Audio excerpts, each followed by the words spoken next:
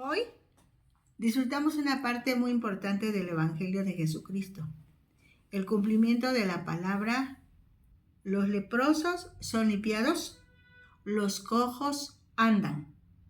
El Espíritu Santo, que nos enseña o nos recuerda todas las cosas, permite revisar esa preciosa expresión de Jesús: levántate. Hablemos con Dios. Padre, qué maravillosa es tu palabra. Qué fiel cumplimiento tiene. Ella en sí misma da vida, en sí misma da salud, en sí misma alimenta, alerta, levanta, vivifica. Gracias por tu palabra, Dios, y gracias por la gran oportunidad que tenemos de compartirla, de meditarla, de disfrutarla. Queremos eso, Señor, aprender a disfrutar tu palabra y que cada vez, Señor, estemos muy entusiasmados sabiendo que tú tienes algo para nosotros. Bendito seas, Dios, bendito seas. Ayúdanos también a compartirla, que todos los que la podemos escuchar en esta vez tengamos la intención de compartirla con una sola persona. Puede ser, pero ya sería multiplicado, porque así seríamos más y más y más. Gracias, Dios, gracias, gracias, gracias. En el nombre de Jesús. Amén. Vamos a Marcos capítulo 1 de los versículos 40 al 45. Esta historia también está relatada en Mateo 8 del 1 al 4 y en Lucas 5 del 12 al 16. Aunque desde el libro de Levítico, en los capítulos 13 y 14, Moisés deja por escrito al pueblo de Israel la generalidad en cuanto a la aparición, el reconocimiento, la posible cura y por fin la muerte de un leproso. En Levítico se tipifican la inmundicia, lo inmundo, la limpieza y lo limpio. Muchas de las enseñanzas al respecto eran un verdadero código sanitario para proteger a la población de los contagios de varias enfermedades, entre ellas la lepra, como se generalizaban las enfermedades referidas a la piel de los humanos. Si había una enfermedad que se podía transmitir muy rápidamente por su alta posibilidad de contagio, era la lepra. Por eso estaba catalogada como enfermedad inmunda. La ley decía que cualquier persona se hacía inmunda por el contacto con otro inmundo. Esta era la razón por la que algunos tiraban piedras a los leprosos para mantenerlos a distancia. La sorpresa es que Jesús tocó a un leproso. Vamos en el versículo 40 del capítulo 1 del Evangelio según Marcos. Vino a él un leproso rogándole.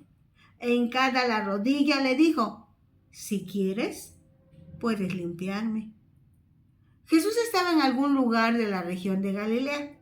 Como revisamos más adelante, esta era una enfermedad incurable. La ley decía que los leprosos no podían acercarse a las personas sanas. En términos del libro de Levítico, a este tipo de enfermos se les llamaba inmundos y tenían prohibido acercarse a los no inmundos, a los sanos, por la alta posibilidad de contagio. El leproso se arrodilló delante de Jesús, lo que representa reconocimiento, reverencia, súplica, y le presentó su necesidad, apelando a su voluntad. Dice el versículo 41, y Jesús, teniendo misericordia de él, extendió la mano y le tocó y le dijo: quiero, sé limpio. Este leproso no tenía derecho a acercarse y hablarle a Jesús según la ley. No obstante, Jesús no lo rechazó, vio la necesidad y tuvo misericordia, compasión, ternura. Para la ley, el hombre leproso era inmundo, intocable. No lo podían tocar los sanos o limpios, pero para Jesús, el hombre leproso era un humano con una gran necesidad que Jesús podía atender, y lo hizo. Dice el versículo 42, y así que él hubo hablado, al instante la lepra se fue de aquel, y quedó limpio. Una enfermedad incurable, según los hombres, porque para Dios fue una oportunidad para demostrar su compasión y poder sanar. Así que si en este momento tú estás padeciendo una enfermedad, tomemos el ejemplo de este hombre y vengamos a Jesús, quien seguramente dirá: quiero, sé sano, recibe sanidad, recíbela de verdad, experimenta cómo Dios puede sanar cualquier enfermedad. Dice el versículo 43, entonces le encargó rigurosamente y le despidió luego y le dijo: mira, no digas a nadie nada, sino ve, muéstrate al sacerdote y ofrece por tu purificación lo que Moisés mandó para testimonio a ellos.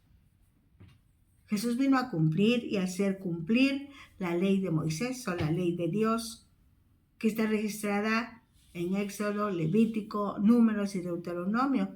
Por eso es que le dijo al hombre: ve, muéstrate al sacerdote y obedece los ritos que están anotados en la ley, según mandó Moisés.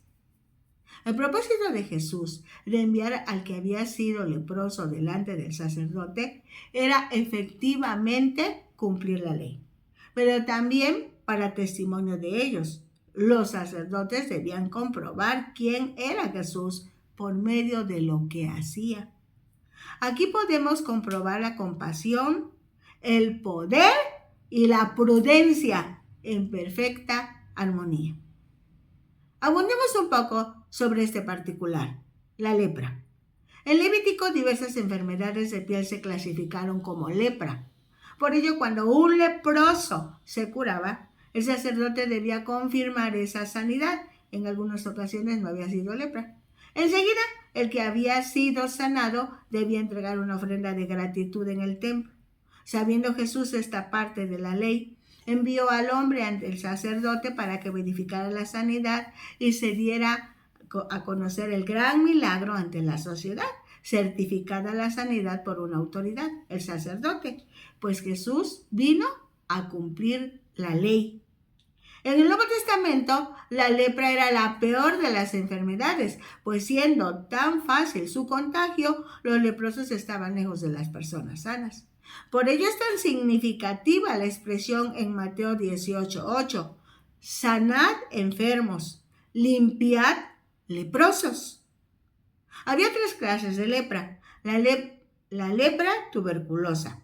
El desarrollo de la enfermedad dura 9 años. Acaba en la pérdida de la razón, por fin la muerte. Inicia con dolores en las articulaciones, la piel se pone gruesa, se forman úlceras en la piel, produciéndose pliegues en la nariz, las mejillas, los labios, la frente, cambiando el aspecto de la cara. Esas úlceras echan pus maloliente, se les caen las cejas, los ojos se les ponen saltones, la voz se vuelve áspera porque se les ulceran las cuerdas vocales, las manos y los pies. El paciente se convierte en un ser repulsivo para sí mismo y para los demás. La lepra, lepromatosa o anestésica, se considera más grave, pues su duración puede llegar hasta 30 años. Es una muerte lenta por un deterioro progresivo de todo el cuerpo. En este tipo de lepra quedan afectados los nervios. El área infectada pierde la sensibilidad, causan manchas descoloridas y ampollas, los músculos se degeneran, los tendones se contraen hasta el punto de dejar las manos como garras, siempre se deforman las uñas. Las ulceraciones crónicas en los pies y en las manos, seguidas de la pérdida de los dedos hasta que se le cae la mano o el pie enteros. La lepra, que es una mezcla de las dos anteriores, que es la lepra propiamente dicha y de la que había muchos leprosos de este tipo en los tiempos de Jesús. Si leemos Levíticos 13, el término lepra se usaba aplicándolo a otras enfermedades de la piel. Parece que se aplicó a lo que hoy conocemos como psoriasis, la tiña. También habla de la ropa, que realmente sería una clase de hongo o moho, de las casas, carcoma o líquenes que destruyen la piedra. Lepra en el pensamiento judío incluía enfermedad de la piel, así que pueden ser tanto las incurables y mortales como otras no fatales y por consiguiente leves. Lo cierto es que el sacerdote tomaba como base el Levítico 13, declarando inmundo al que padeciera alguna enfermedad de este tipo, con las consecuencias de que se le echaba de la sociedad, tenía que vivir solo o con otros que estuvieran en la misma situación fuera del pueblo. Tenía que llevar la ropa desgarrada, la cabeza descubierta, el labio superior tapado y tenía que gritar para advertir su presencia. ¡Inmundo! ¡Inmundo! En Levítico 14 se habla de la posibilidad de que un leproso se curara. Si eso sucedía, debía ser reconocido por un sacerdote. Llevar una ofrenda, ofrecerla siguiendo un ritual, después el hombre se lavaba, se afeitaba, cambiaba de ropa, se dejaban pasar 7 días y luego el sacerdote volvía a reconocer. Se volvían a ofrecer sacrificios siguiendo otro ritual, como tocar el lóbulo de la oreja derecha, el pie derecho con la sangre de la víctima ofrecida como ofrenda, y luego se tocaban los mismos lugares pero con aceite. Se le reconocía por última vez y, si estaba sano, se hacía una declaratoria de sanidad. Podía volver a la sociedad con un tipo de certificado de que estaba limpio.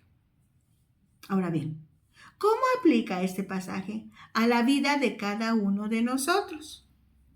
Se ha igualado el efecto de la lepra al pecado, pues el pecado rápidamente se expande entre la humanidad y nos separa de Dios.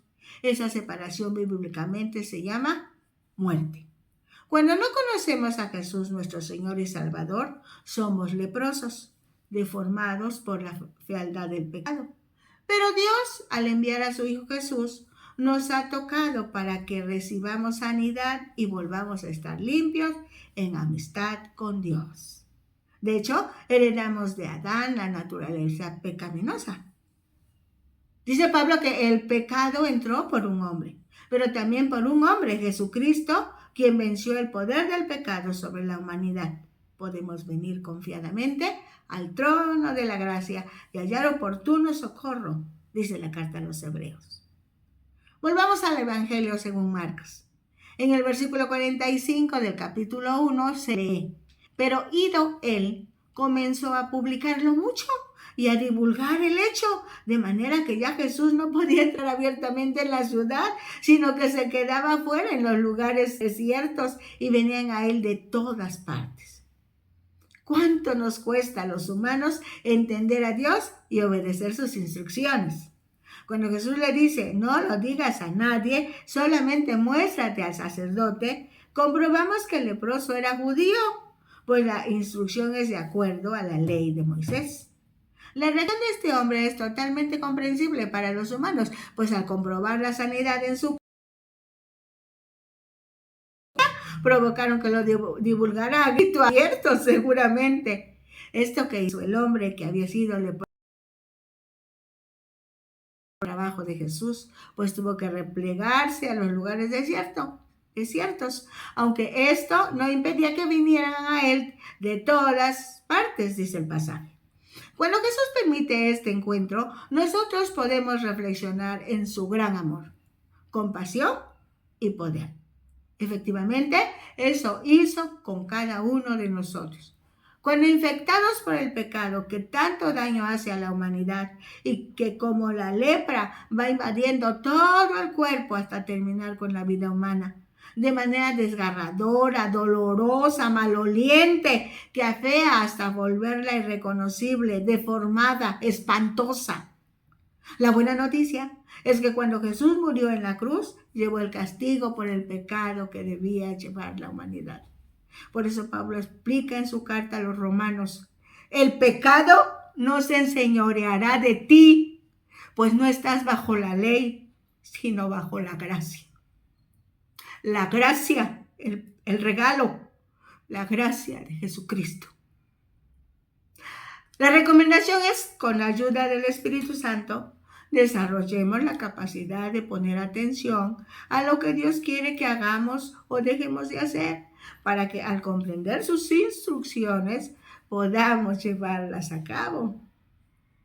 Vamos a Marcos capítulo 2, ahora de los versículos 1 al 5. Este pasaje también, o este asunto también lo encontramos en Mateo 9 del 1 y luego el versículo 21, en Lucas capítulo 8 de los versículos 17 al 20, y estamos hablando de un lugar que se llama Capernaum. Dice el versículo 1 del capítulo 2 del Evangelio según Marcos. Entró Jesús otra vez en Capernaum después de algunos días y se oyó que estaba en casa. Con todas las precauciones que Jesús tomaba, pues la multitud lo seguía buscando la satisfacción de las diferentes necesidades, Jesús regresa a Capernaum e inmediatamente se corre la voz: ¡regresó Jesús! Algunos estudiosos aseguran que la residencia de Jesús en Capernaum era la casa de Pedro. Con este regreso a Capernaum comienza un tema fácil de descubrir en el relato del Evangelio, según Marcos: la oposición de los dirigentes religiosos hacia Jesús. El versículo 2 dice: e inmediatamente se juntaron muchos, de manera que ya no cabían ni aún a la puerta, y les predicaba la palabra. La gente del pueblo seguía a Jesús generalmente con la intención de recibir sanidad. No obstante, el propósito de Jesús era predicarles acerca de la buena noticia, traída desde el cielo a la tierra. El tiempo es cumplido y el reino de los cielos se ha acercado. Cambien su manera de pensar y crean a esta buena noticia. Dice el versículo 3, entonces vinieron a él unos trayendo un paralítico que era cargado por 4. Este planteamiento permite hacer algunas reflexiones. Jesús regresó a Capernaum y sigue haciendo milagros, sanando toda enfermedad y toda dolencia. Un hombre que no podía moverse porque precisamente era paralítico, es decir, no podía trasladarse solo hasta donde estaba Jesús, tenía necesidad de sanidad. El paralítico tenía amigos, 4 de ellos decidieron ayudar al paralítico y lo llevaron cargando hasta la casa donde estaba Jesús. El paralítico aceptó la ayuda. Entre los 4 lo cargaron hasta donde estaba Jesús. Dice el versículo 4, y como no podían acercarse a él a causa de la multitud, descubrieron el techo de donde estaba y haciendo una abertura bajaron el lecho en que yacía el paralítico. En ese tiempo las casas se construían de piedra, sus techos eran planos, los hacían con barro mezclado con paja. Había escaleras exteriores que conducían al techo. ¡Qué hombres tan decididos! Hasta cierto punto cometieron un ilícito con tal de que su amigo pudiera estar frente a Jesús. Esa conducta es una demostración de que no hay impedimento para llegar hasta donde está el Maestro. En nuestros días no tendremos este tipo de impedimentos, pues Jesús está en el cielo, a la diestra del Padre, y en su nombre tenemos acceso directo al trono de la gracia para hallar oportuno socorro. Han cambiado las cosas. Dice el versículo 5, al ver Jesús la fe de ellos, dijo al paralítico: hijo, tus pecados te son perdonados. Recordemos el modelo de Dios: creer para ver. O sea, si tienes fe, creerás. Y si crees, recibes lo que necesitas. Este pasaje dice que Jesús vio la fe de ellos. Habla en plural. El plural es de 2 en adelante. Esto es, si alguien preguntara ¿quiénes tenían fe? La respuesta puede ser 2 de ellos, 3 de ellos, los 4 amigos del paralítico. Todos, el paralítico y sus amigos, vio la fe de ellos. Todos esperaban que el paralítico caminara, pero Jesús, en vez de sanarlo, le perdonó sus pecados públicamente. Jesús atiende la necesidad más apremiante, la verdadera necesidad, y esa necesidad era la de perdonar el pecado. Es importante aclarar que Jesús no dijo que la enfermedad estuviera relacionada directamente con el pecado, como lo creían los judíos y hasta hoy algunos cristianos. aunque la mayoría de los médicos de hoy está de acuerdo en que muchas enfermedades se relacionan indirectamente con el estado mental y algunos malestares son el resultado de sentimientos de culpa por errores u omisiones cometidos. Probablemente este caso fuera así. Ahora bien, con el gozo del perdón de sus pecados, el hombre pudo no haberle importado la sanidad física, pero Dios tenía otros planes que se llevaron a cabo por los cuestionamientos que hacen los escribas. Ahora de los versículos 6 al 12 del capítulo 2 de Marcos, que también está en Mateo 9, 3 al 8 y Lucas 5, 21 al 26, leemos: estaban allí sentados algunos de los escribas, los cuales cavilaban en sus corazones. ¿Por qué habla este así? Blasfemias, dice. ¿Quién puede perdonar pecados sino solo Dios?